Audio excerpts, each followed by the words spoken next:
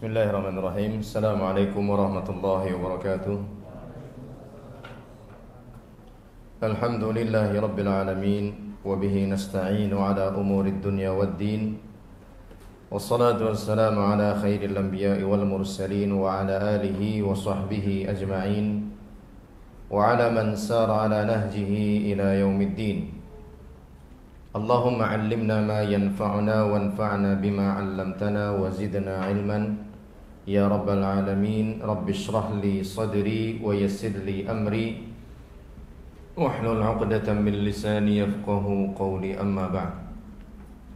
Fa in asdaqal hadithi kitabullah wa khairal hadi hadi Muhammadin sallallahu alaihi wasallam wa syarral umuri muhdatsatuha fa inna kulla muhdatsatin bid'ah wa kullu bid'atin dhalalah wa kullu dhalalatin finnar. Ikhwani wa akhwati fid din rahimani Allah wa iyyakum. Insyaallah kita akan melanjutkan lagi kajian kita dengan buku Prinsip-prinsip Aqidah Ahlus Sunnah wal Jamaah. Hari ini kita ada pada bab yang keempat, atau masih di bab yang keempat, kewajiban mengikuti salafus soleh, pada halaman 28. Yang bawa bukunya bisa dibuka halaman 28, bisa juga sharing dengan saudara yang di sebelahnya supaya bisa mengikuti kajian dengan lebih utuh lagi.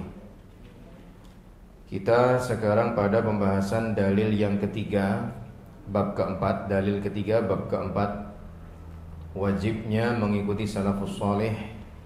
Di sini oleh penulis hafizahullah ta'ala dibawakan suratun Nisa ayat 115.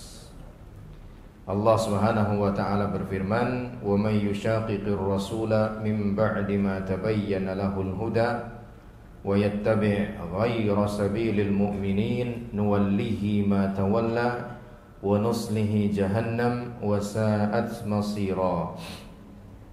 Artinya, dan barang siapa yang menentang Rasul Muhammad sallallahu alaihi wasallam setelah jelas kebenaran baginya dan mengikuti jalan yang bukan jalannya orang-orang mukmin, apa hukumannya?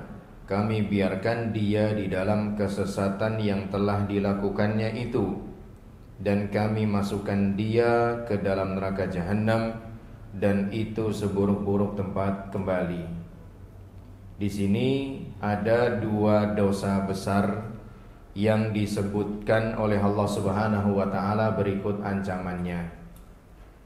Dosa besar pertama yaitu musyaqqaqatur rasul, menentang Rasulullah Muhammad sallallahu alaihi wasallam.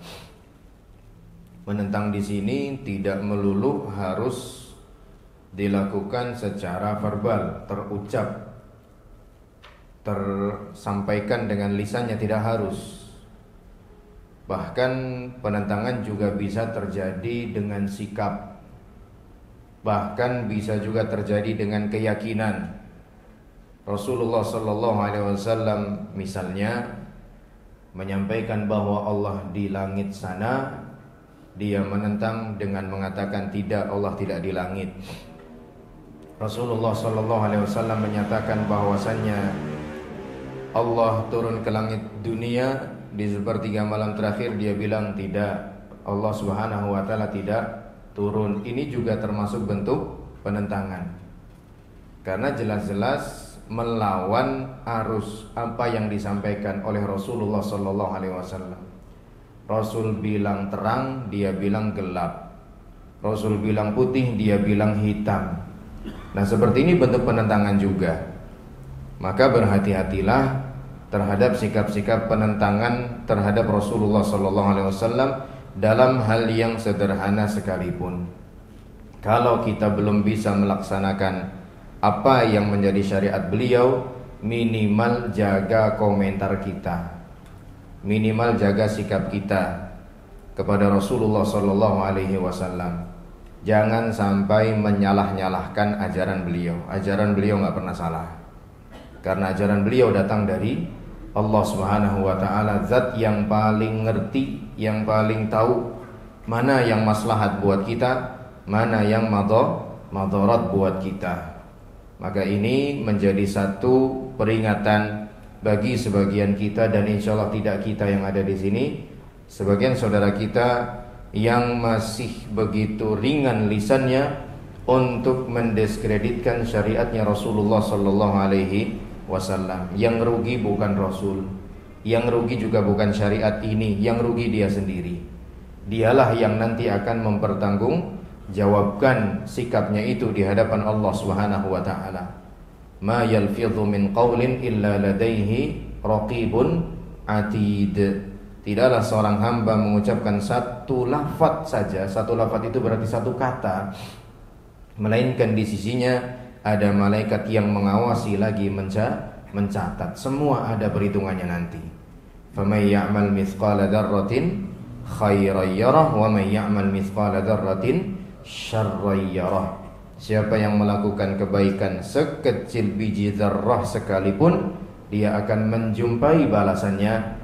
Dan siapa yang melakukan keburukan sekecil biji zarrah pun, dia juga akan menjumpai balasannya. Tidak ada yang terlewatkan, entah itu kebaikan, entah itu kejelekan. Kemudian dosa yang kedua yang diperingatkan oleh Allah Subhanahu wa taala dalam ayat ini, An-Nisa 115, adalah ittiba ghaira sabilil mu'minin. Mengikuti jalan yang bukan jalannya orang-orang mukmin. Pembahasan kita wajibnya mengikuti salafus saleh. Dan salafus saleh yang ada di barisan pertama adalah para sahabat. Mana ada kata-kata sahabat di sini? Tidak ada memang. Tapi kaum mukminin yang Allah maksud dalam ayat ini paling awal adalah para sahabat, sebelum kaum mukminin yang berikut-berikutnya.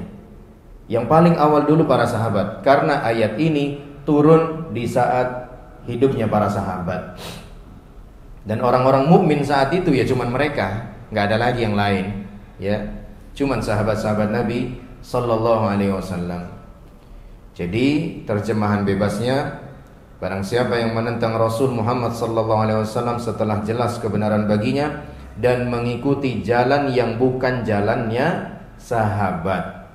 Jalan yang bukan jalannya sahabat. Apa yang akan terjadi? Kami biarkan dia dalam kesesatan yang telah dilakukannya itu. Dibiarkan sama Allah Subhanahu wa taala, tidak diberi petunjuk. Makanya orang-orang yang berada di dalam penyimpangan-penyimpangan akidah terutama, ya, kebid'ahan itu sedikit sekali yang akhirnya bertaubat, sedikit sekali. Karena memang sulit bagi mereka untuk kembali ke jalan Rasulullah SAW. Karena pelaku kebid'ahan itu tidak merasa kalau dia itu salah. Dia rasa, dia yakini bahwa dia itu benar. Justru orang-orang seperti kita yang berusaha komitmen dengan sunnah Rasulullah SAW, manhajnya para sahabat, boleh jadi dianggap keliru, boleh jadi dianggap salah, ya. Dan apakah sampai di situ saja hukumannya? Jawabannya tidak. Kami masukkan dia ke dalam neraka jahanam, dan itu seburuk-buruk tempat kembali, ya. Jadi permasalahan-permasalahan yang pada intinya menyimpang dari petunjuk Rasul dan para sahabat, apapun itu bisa berujung pada kebinasaan seperti ini, ya. Bisa berujung pada malapetaka seperti ini, berakhir wala'iyadzubillah di dalam neraka. Tergantung tingkat penyimpangan dia, apakah sampai pada kekufuran ataukah tidak sampai pada kekufuran. Kalau sampai pada kekufuran, maka iya, bisa membuat dia kekal di dalam neraka jahanam wal'iyadzubillah. Sebagaimana penyimpangannya orang-orang Mu'tazilah, orang-orang Jahmiyah yang udah kita bahas di 2 pertemuan sebelumnya berarti, ya, di mana orang-orang Jahmiyah, orang-orang Mu'tazilah berkenaan dengan masalah iman meyakini bahwa iman itu cukup pengakuan di dalam hati saja, tidak perlu pernyataan dengan lisan, tidak perlu pembuktian dengan perbuatan. Yang penting hatinya. Ini kayak kata orang yang ngeyel kalau dinasihatin, ya. Yang penting kan hatinya. Ini kalau dicermati, ya, nggak mustahil berawal dari pemahaman sesatnya orang-orang Mu'tazilah yang mendefinisikan iman cuman sekedar keyakinan dalam hati, ya. Dinasihati untuk jaga sholat, dinasihati untuk tutup aurat dengan sempurna bagi yang muslimah. Dia nggak terima dengan mengatakan yang penting hatinya. Seakan-akan antara hati dengan amal lahiriah tidak ada hubungan. Padahal antara amalan hati dengan amalan lahiriah hubungannya sangat erat, ya, hubungannya sangat kuat. Inna fil jasadi mudghatan. Di dalam jasad ini ada segumpal daging. Idza salahat salahal jasadu kulluh. Kalau segumpal daging itu baik, maka baiklah seluruh amal perbuatannya. Wa idza fasadat fasadal jasadu kulluh. Kalau segumpal daging itu rusak, kualitasnya jelek, maka seluruh amalannya ikut jelek. Segumpal daging itu adalah hati, al-qalbu. Berarti ada kaitannya, ya. Baik tidaknya hati kita itu tercermin pada sikap dan perbuatan juga perkataan kita. Maka kalau kita mau ngecek kondisi hati kita masing-masing, lihat saja lahiriah kita seperti apa. Ucapan kita, sikap kita, akhlak kita, itu semua mencerminkan apa yang ada di dalam hati. Nah, keyakinan seperti itu berbahaya. Meyakini iman cuma sekedar pengakuan dalam hati, otomatis, ya, menjadikan Fir'aun juga mukmin. Menjadikan Fir'aun juga mukmin. Karena Fir'aun dalam hati kecilnya mengakui Allah sebagai Tuhannya atau tidak mengakui? Mengakui. Allah yang menyampaikan itu. Wajahadu biha wastaiqanatha anfusuhum dzulman wa 'uluwa. Fir'aun dan pengikutnya mengingkari keesaan Allah Subhanahu wa taala, ketuhanan Allah Subhanahu wa taala, tapi hati kecilnya sangat mengakui. Cuma karena kezalimannya dan kesombongannya akhirnya dia tidak mau menyatakan. Dalam hati kecilnya dia mengakui. Nah, kalau iman itu definisinya seperti yang dibawakan oleh Jahmiyah, maka Fir'aun juga tergolong sebagai orang mukmin. Kalau tergolong sebagai orang mukmin berarti batal firman Allah tentang Fir'aun, an-naru yu'raduna 'alaiha ghuduwan wa 'ashiyya.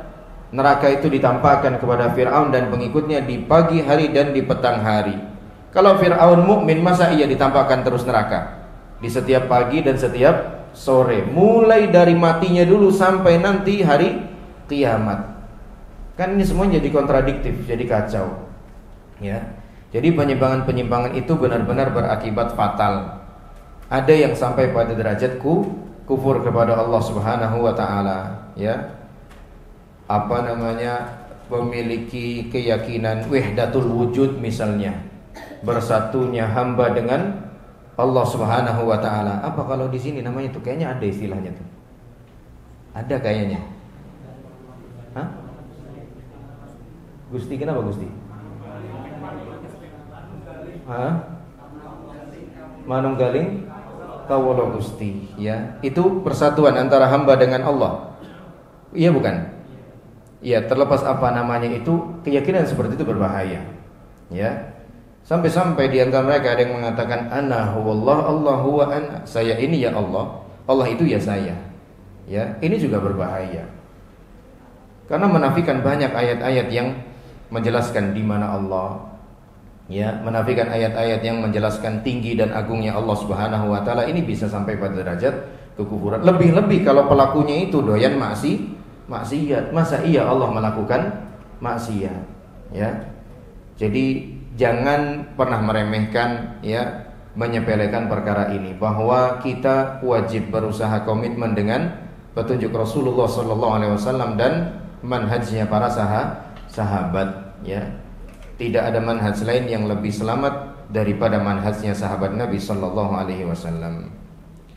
Jalan kaum mukminin pada ayat ini, yang dimaksud dengan jalan kaum mukminin pada ayat ini adalah keyakinan. Maksudnya jalan di sini, ya, keyakinan, perkataan dan perbuatan para sahabat Rasulullah sallallahu alaihi wasallam.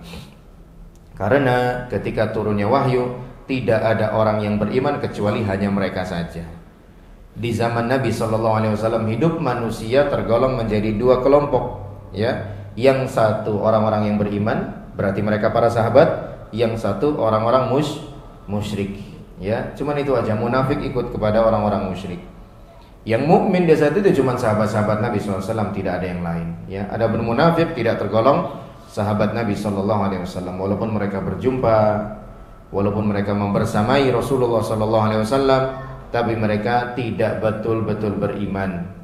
Yang menyatakan iman cuma lisannya saja, tapi hatinya tidak ikut beriman kepada Rasulullah SAW.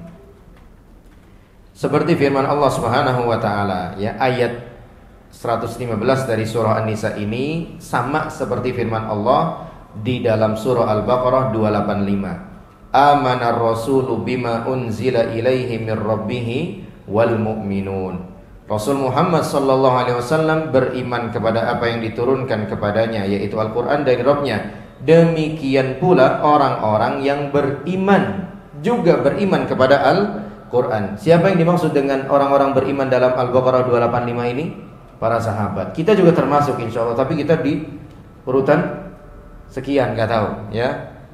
Yang pasti urutan pertama itu adalah sahabat Nabi sallallahu alaihi wasallam.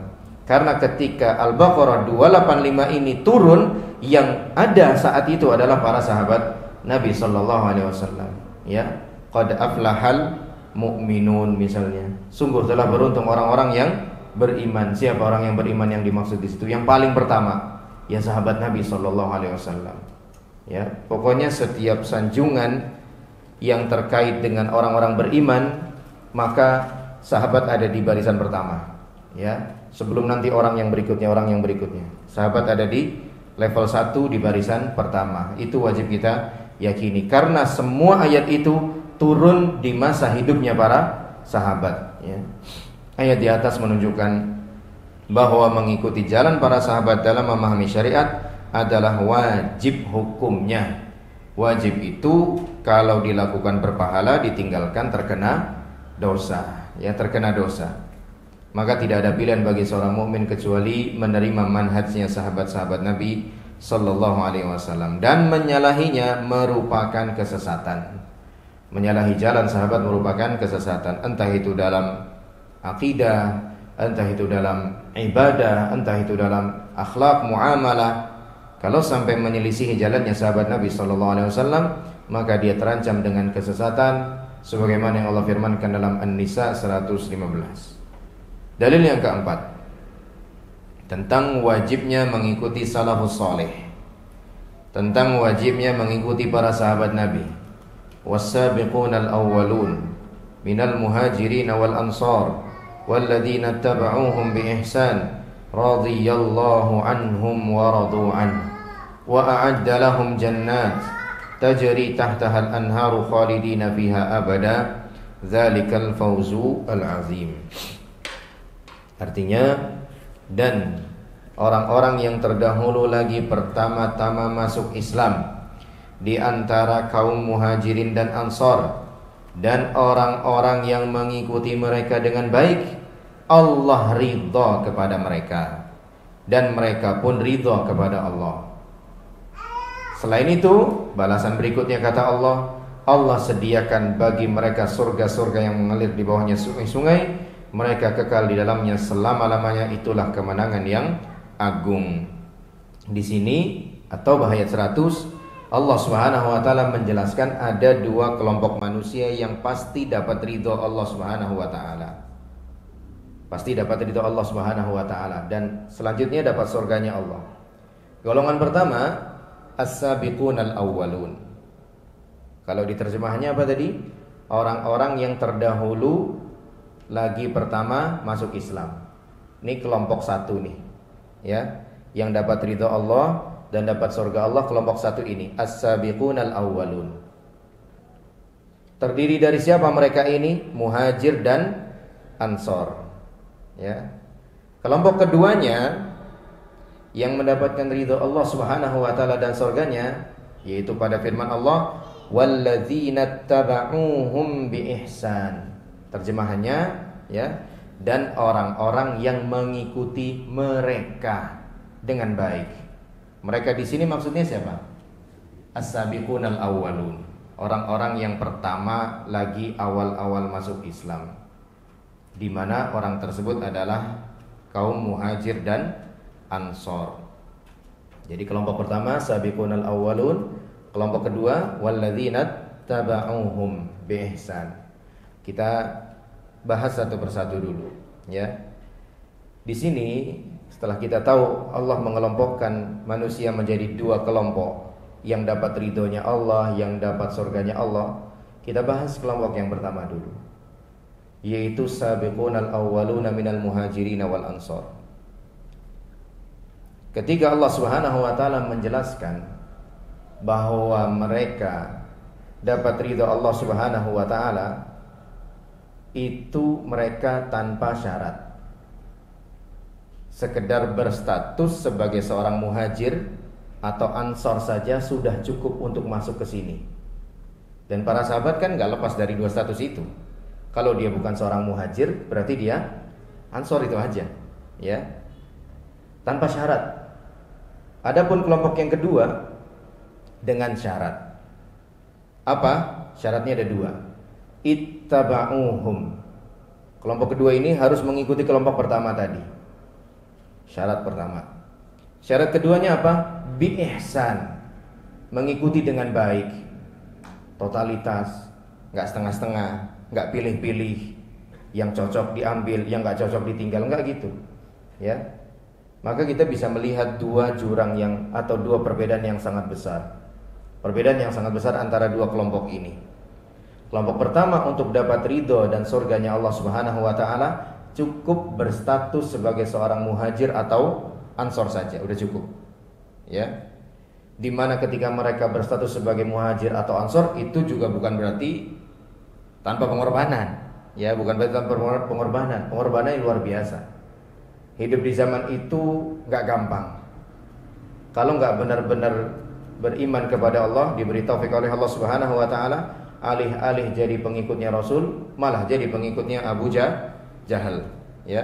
Maka modelan kita nih dianggap gak pantas nih, ya, hidup di sana di masa itu. Ya, karena Allah tahu gimana nih kualitas iman kita, ya. Gak mungkin bisa sekuat Abu Bakar, Umar, Utsman, Ali, ya, dan yang lain, gak mungkin. Walaupun kalau dibuat di compare begitu orang per orang, ya, satu lawan satu kelihatannya seimbang, padahal jauh, ya, padahal jauh. Kita nggak tahu apa yang ada di dalam hatinya para sahabat Nabi Sallallahu Alaihi Wasallam. Nah, kelompok pertama ini untuk dapat ridha Allah dan surganya dalam tanda kutip tanpa syarat. Cukup mereka berstatus sebagai muhajir atau ansor, itu sudah menjadikan mereka dapat ridhonya Allah, dapat surganya Allah Subhanahu wa taala. Tapi kelompok kedua ini kalau mau dapat ridho dan surga Allah, syarat pertama harus mengikuti kelompok pertama. Ya. Berarti kan kelompok pertama ini dijadikan sebagai tolak ukur oleh Allah. Kalau enggak seperti kelompok pertama, berarti ya enggak pantas dapat ridho Allah Subhanahu wa taala. Kalau enggak mengikuti kelompok pertama, berarti enggak pantas dapat surga Allah Subhanahu wa taala. Apakah cuma sekedar mengikuti kelompok pertama saja? Syaratnya tambah satu lagi. Apa kata Allah? Bi ihsan. Terjemahannya apa kalau di sini? Diterjemahkannya bi ihsan. Dengan baik. Dengan baik itu ya totalitas. Ya, enggak setengah-setengah, enggak pilih-pilih, yang sesuai diterima, yang enggak sesuai ditolak, enggak begitu. Pokoknya apa yang sudah menjadi manhajnya sahabat Nabi SAW selama itu, atau ucapan sahabat Nabi SAW selama itu tidak bertabrakan dengan hadis Nabi SAW, maka wajib dijadikan sebagai manhaj kita di dalam beragama, ya. Maka ini juga menjelaskan betapa agungnya para sahabat sampai-sampai mereka dijadikan sebagai barometer atau tolak ukur kebenaran oleh Allah Subhanahu wa taala. Dan kalau suatu hal sudah dijadikan sebagai barometer atau tolak ukur, itu kan berarti hal tersebut sudah terjamin kebenarannya. Ya, sudah terjamin kebenarannya. Ayat ini sebagai hujjah. Hujjah apa artinya hujjah? Dalil, ya. Manhaj sahabat. Karena ia merupakan dalil, maka mengikutinya, maka pengikutnya berhak mendapatkan keridhaan. Jadi manhaj sahabat itu juga dalil. Karena apa? Karena digaransi oleh Allah Subhanahu wa taala. Allah nggak mungkin menjadikan manhajnya sahabat sebagai tolak ukur kalau ini masih bersifat relatif, kadang benar kadang salah, nggak mungkin. Ya, ketika Allah Subhanahu wa taala menjadikan manhajnya sahabat sebagai tolak ukur, sebagai barometer, itu berarti sebuah kepastian dari Allah bahwa manhaj sahabat nggak mungkin salah, bahwa cara sahabat dalam beragama nggak mungkin keliru. Karena kalau keliru pasti sudah ada perbaikan, koreksi dari Allah Subhanahu wa taala atau dari Rasulullah sallallahu alaihi wasallam, ya.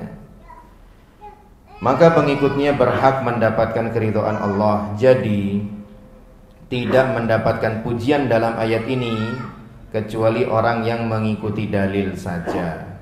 Oleh karena itu, mengikuti mereka yakni sahabat wajib atas orang alim ataupun orang awam. Seluruh kaum muslimin wajib mengikuti sahabat Nabi SAW, ya.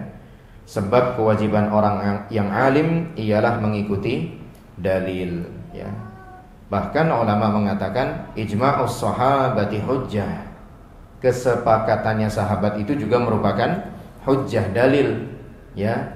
Ada Al-Qur'an, ada As-Sunnah, ada ijma' sahabat.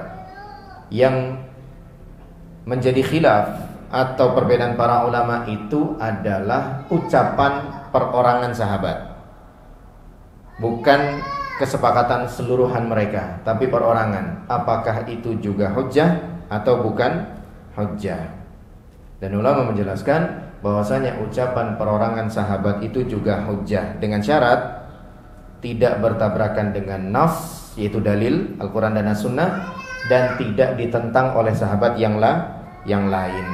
Ya, tidak ditentang oleh sahabat yang lain. Kalau sahabat A mengatakan, sahabat yang pertama mengatakan A, di sisi lain ada sahabat kedua mengatakan B, berarti kan ditentang. Dan dua-duanya sama-sama sahabat.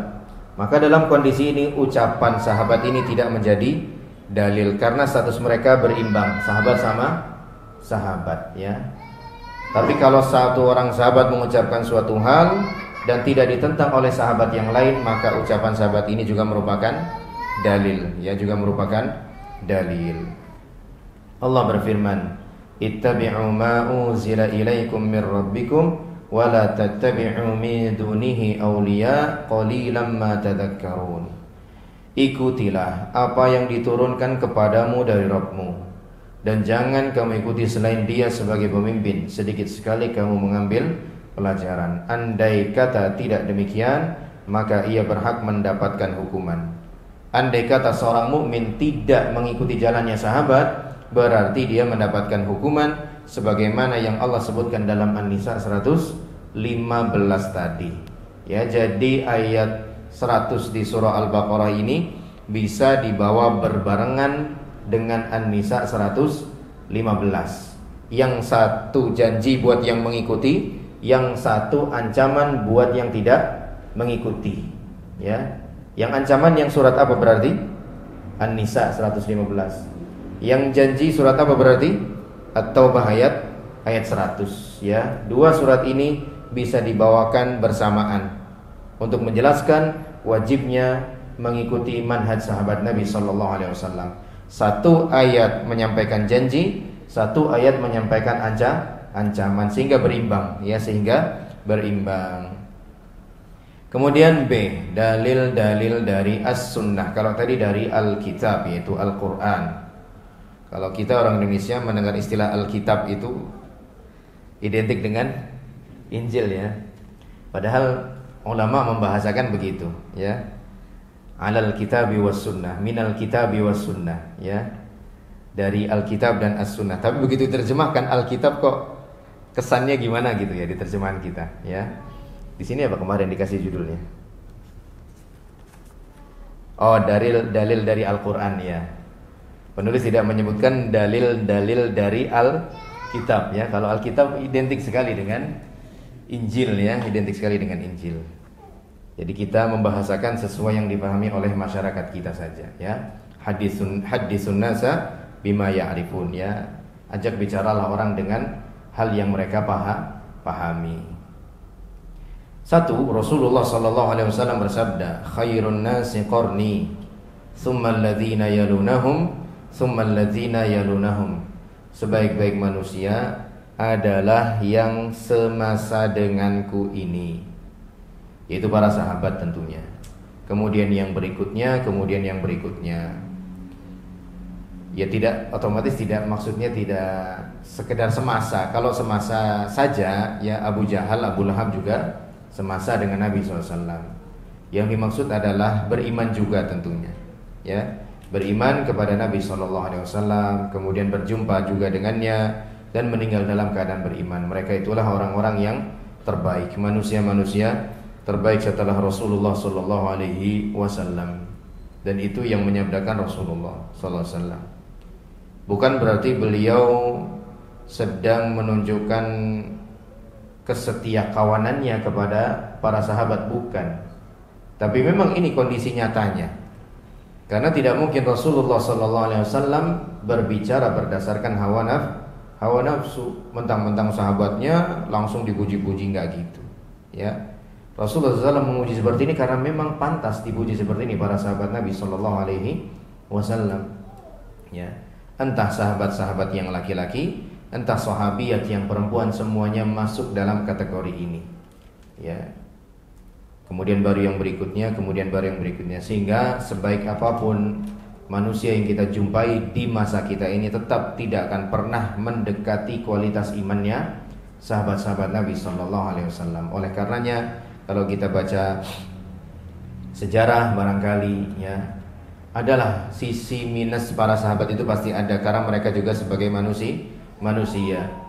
Jangan sampai membuat kita jadi hilang rasa ta'zim kepada para sahabat.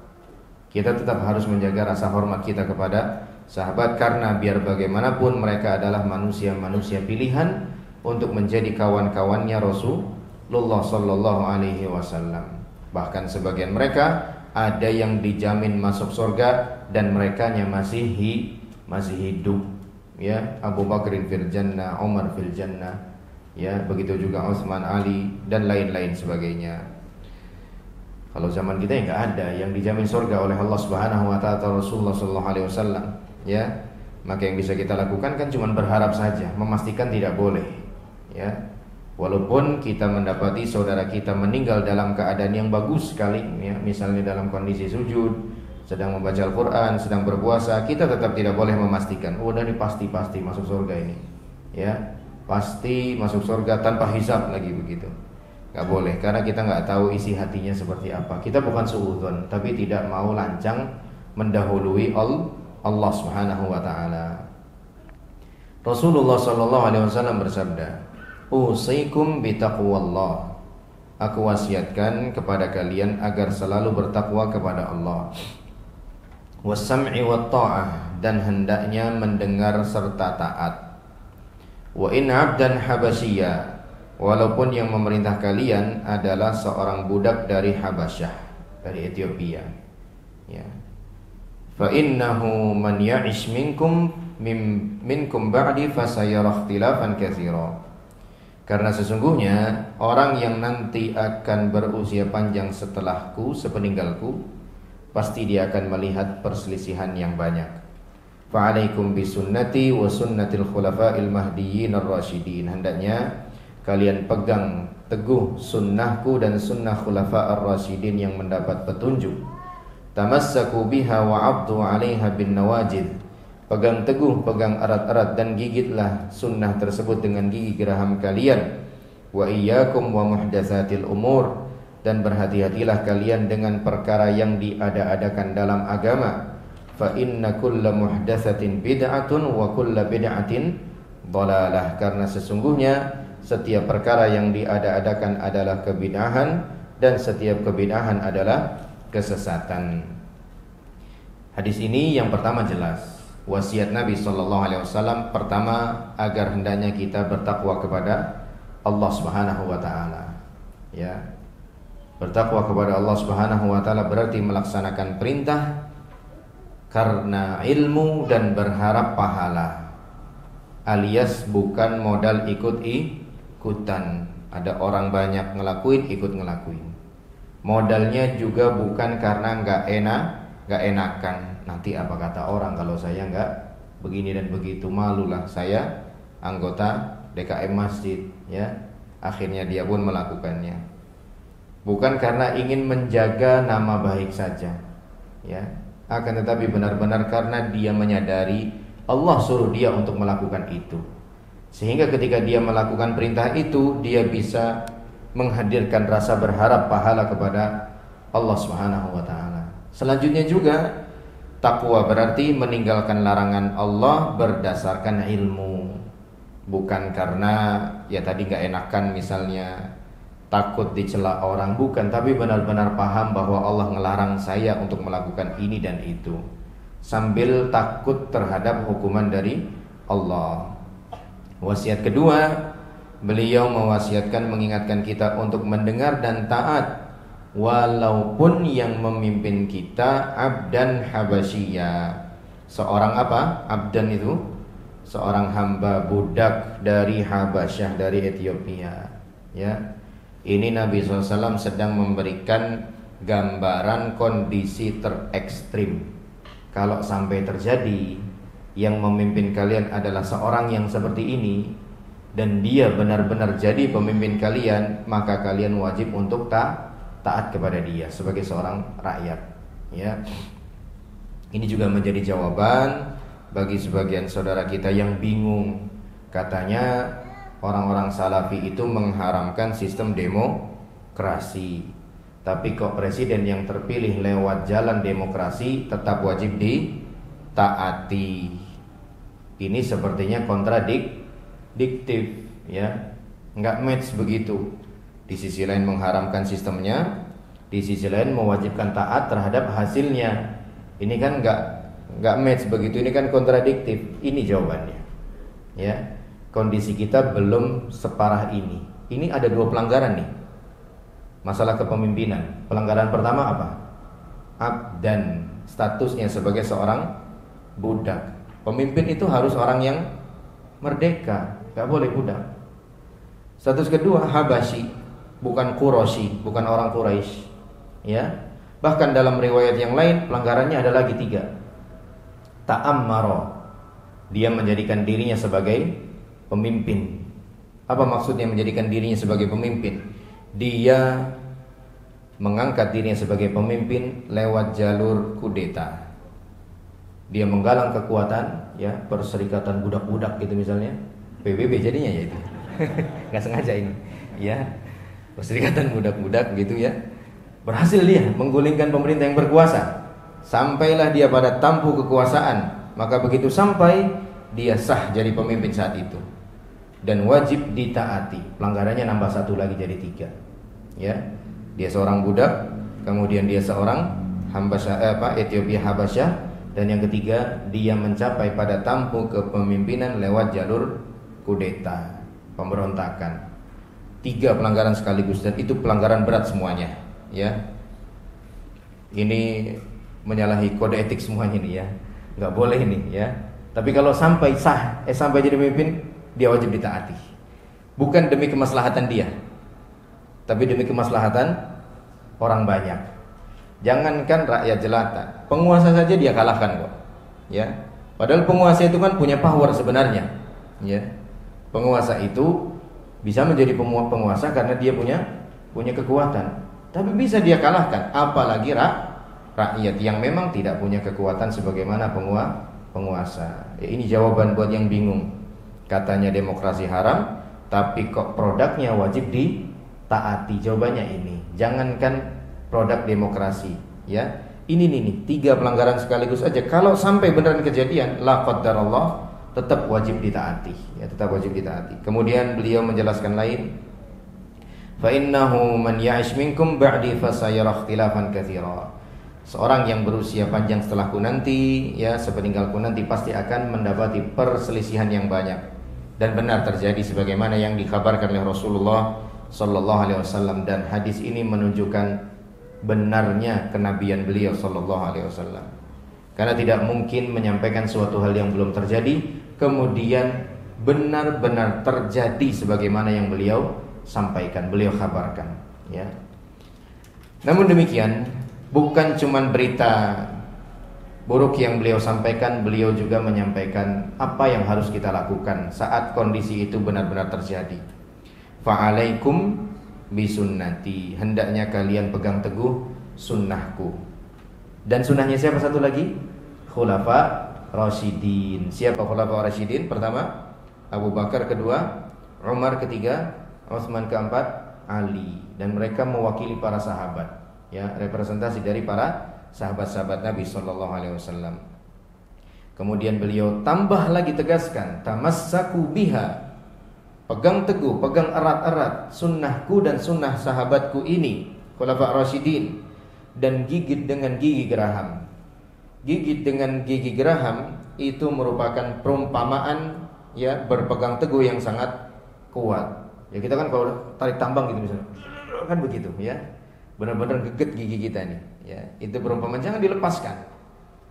Dan itu kan juga disampaikan dalam hadis yang lain, sayati 'alan nas zaman al-sabiru fihi kal-qabid 'alal jamr, ya, akan datang suatu masa di mana seseorang yang bertahan memegang kebenaran itu seperti seorang yang sedang memegang bara api, ya. Berat tapi harus dia pegang terus, ya, harus dia pegang terus. Kalau tidak dia akan terbakar seluruhnya, akan mencelakai dirinya, ya. Maka satu hadis dengan hadis yang lain saling menjelaskan. Wa iyyakum wa muhdatsatil umur. Nah, ini pesan beliau yang terakhir dalam hadis ini, hendaknya kalian waspada terhadap perkara yang diada-adakan dalam agama, yang diklaim sebagai bagian dari agama. Entah itu keyakinan, entah itu amaliyah. Kalau diklaim sebagai bagian dari agama, harus jelas, benar tidak ada dasarnya. Bukan cuma sekedar ada dalil atau dasarnya saja, pendalilannya juga benar apa enggak, ya. Sebagian besar saudara-saudara kita belum paham sampai ke sana. Dalam beragama, entah itu berakidah, entah itu beramal, entah itu berucap, selain dalil yang kita butuhkan, ada lagi satu yang kita butuhkan, yaitu apa? Pendalilan yang benar. Dalil nggak pernah salah, tapi pendalilan bisa salah. Kenapa? Karena dalil datangnya dari Allah, pendalilan datangnya dari manusia, ya, hasil dari pemahaman dia. Kemudian dia simpulkan A, B, C dan seterusnya. Dalil wajib dipastikan ada. Kemudian kedua yang wajib dipastikan juga pendalilannya benar atau tidak, tepat atau tidak, ya. Makanya para ulama sebagaimana dijelaskan oleh Syekhul Islam Taimiyah rahimahullah taala, ketika hendak membantah orang-orang yang sesat, ya, orang-orang yang berada di atas kebatilan, sebelum membantah pendalilannya oleh para ulama, kata Syekhul Islam Taimiyah, yang dibantah dulu sisi dalilnya. Maksudnya apa? Dalilnya ini sahih atau tidak. Kalau ternyata jelas dalilnya tidak sahih, maka tidak perlu capek-capek membantah yang ini, ya. Wong dalilnya saja tidak sahih, ngapain bantah pendalilannya, ya. Tapi kalau dalilnya sahih, barulah beranjak pada tahap berikutnya, yaitu yang dibantah apanya? Pendalilannya, ya. Karena pendalilan bisa saja keliru, bisa saja salah, apalagi kalau tidak berlandaskan pada manhajnya sahabat Nabi sallallahu alaihi wasallam. Jadi perkara baru yang wajib diwaspadai di sini adalah perkara yang diklaim sebagai bagian dari agama, bukan perkara duniawi. Kalau perkara duniawi bebas-bebas aja, sah-sah saja, tidak dilarang sama sekali oleh Rasulullah sallallahu alaihi wasallam. Ya, ini kita sampaikanlah, bantu sampaikan kepada masyarakat luas bahwa yang dilarang, hal baru yang dilarang oleh Rasul itu bukan hal duniawi. Hal duniawi sama sekali nggak dilarang. Hal baru yang dilarang adalah hal yang diklaim sebagai bagian dari agama ini, padahal bukan dari agama. Baru itu maksudnya apa sih? Apakah harus baru di zaman kita? Enggak. Baru itu maksudnya belum pernah ada di masanya Nabi Shallallahu Alaihi Wasallam. Ya. Ini sudah masuk multisyam? Sudah. Baik. Berarti sampai hadis yang kedua. InsyaAllah kita teruskan pada pertemuan berikutnya. Mohon maaf tidak ada sesi tanya jawab, masih ada kegiatan lagi di pondok pesantren. Sampai di sini dulu kajian kita di kesempatan hari ini. Subhanakallahumma bihamdika asyhadu an la ilaha illa anta astaghfiruka wa atubu ilaik. Assalamualaikum warahmatullahi wabarakatuh.